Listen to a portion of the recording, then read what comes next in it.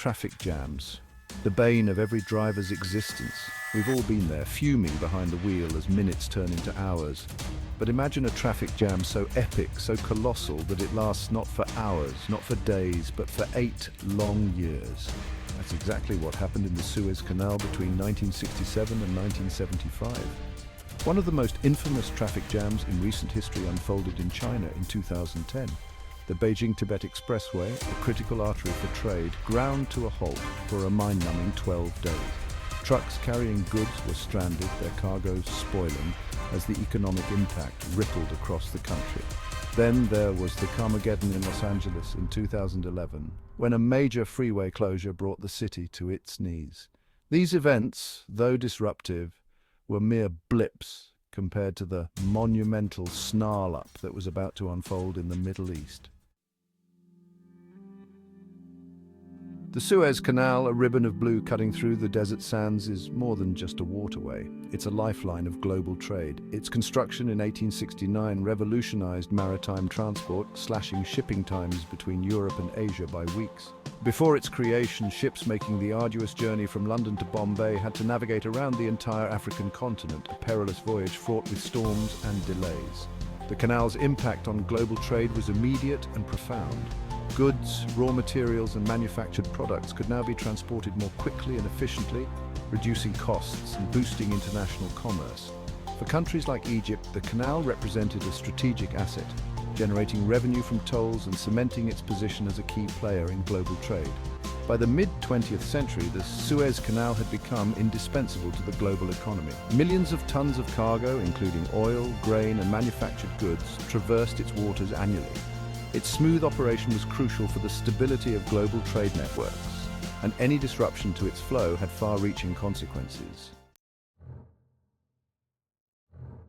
June 5, 1967, dawned like any other day in the Suez Canal.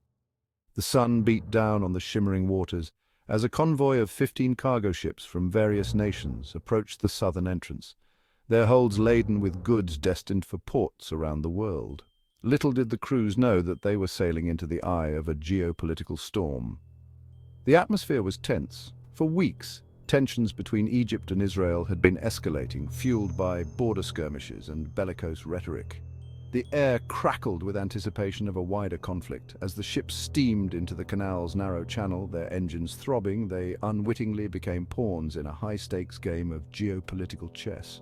The first shots of the Six-Day War rang out that morning, shattering the uneasy peace. Israeli jets roared over the Sinai Peninsula, targeting Egyptian airfields and military installations. The suddenness and ferocity of the attack took Egypt by surprise. Within hours, the canal, a vital artery of global commerce, was transformed into a war zone. As the bombs rained down and the echoes of distant explosions reverberated across the desert, the 15 cargo ships found themselves stranded in the canal. With the waterway closed and the fighting raging around them, they were trapped, sitting ducks in a shooting gallery. The crews, hailing from countries including the United States, Britain, West Germany, Poland, Sweden, France, and Czechoslovakia, watched in disbelief as their world was turned upside down. The situation was dire. The ships were sitting targets, vulnerable to attack from either side. Fuel and supplies were limited, and the sweltering heat of the Egyptian desert made life on board unbearable. Fear and uncertainty gnawed at the sailors' morale as days turned into weeks, then months, with no end to their ordeal in sight. They were prisoners of a war they didn't start, their dreams of returning home fading with each passing day. The ships, once symbols of global commerce and interconnectedness, were now potent reminders of the human cost of conflict, their hulls bearing silent witness to the chaos that had engulfed the region.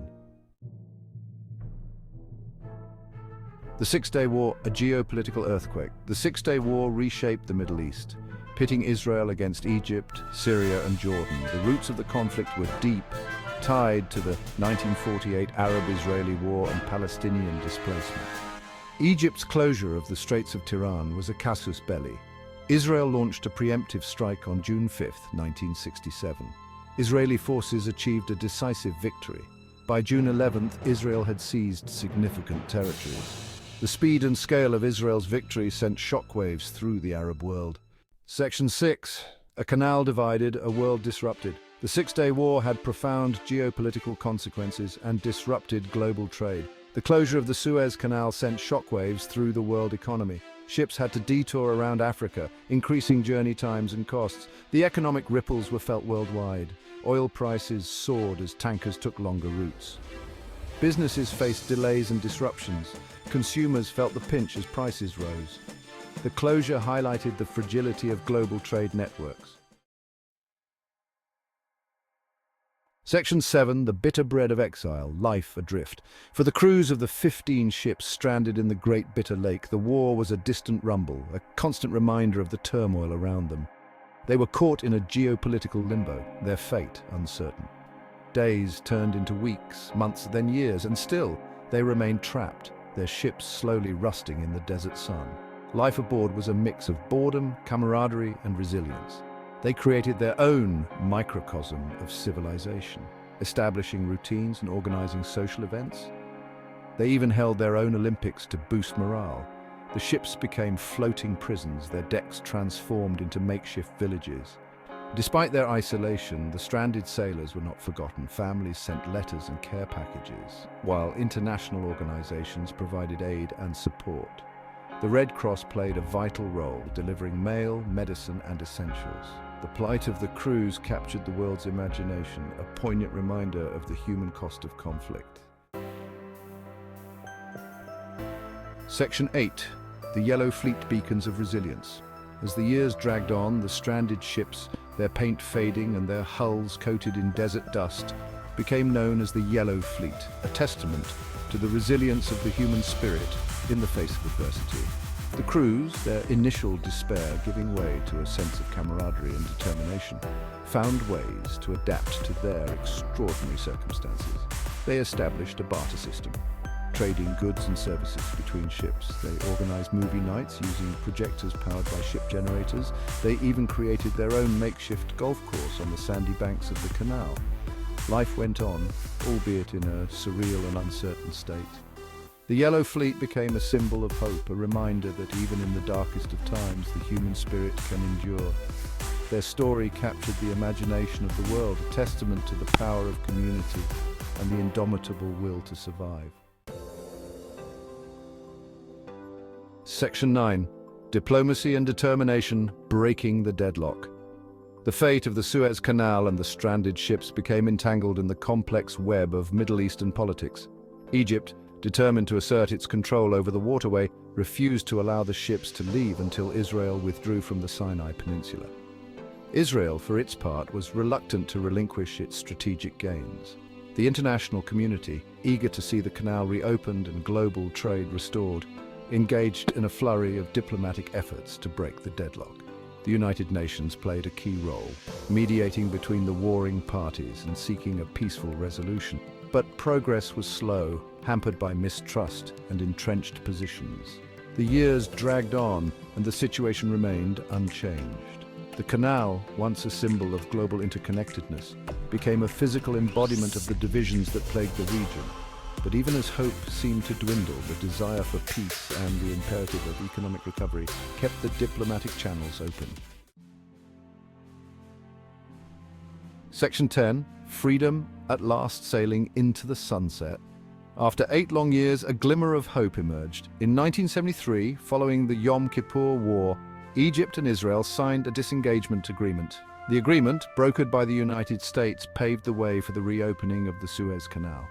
Finally, the ships of the Yellow Fleet, their hulls bearing the scars of their ordeal, could prepare to leave their watery prison. On June 5, 1975, exactly 8 years to the day after they'd become trapped, the first ships of the Yellow Fleet weighed anchor and began their long-awaited journey out of the canal.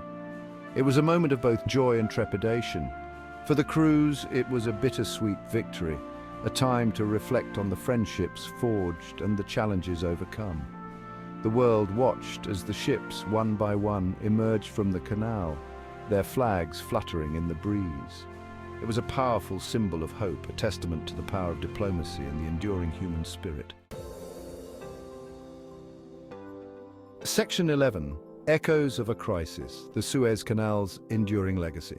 The story of the Suez Canal's 8-year closure is a stark reminder of the fragility of peace and the interconnectedness of our world. It highlights the devastating impact of conflict on human lives and the global economy. But it also underscores the power of diplomacy, the resilience of the human spirit, and the enduring hope for a better future. Today, the Suez Canal is once again a vital artery of global trade, a testament to the ingenuity of its creators and the enduring importance of maritime transport. But the echoes of the crisis of 1967 to 1975 still resonate, a cautionary tale about the importance of dialogue, understanding, and peaceful resolution. The ships of the Yellow Fleet may be gone, but their story lives on, a reminder that even in the darkest of times, hope can endure. And freedom, though long delayed, is always worth fighting for.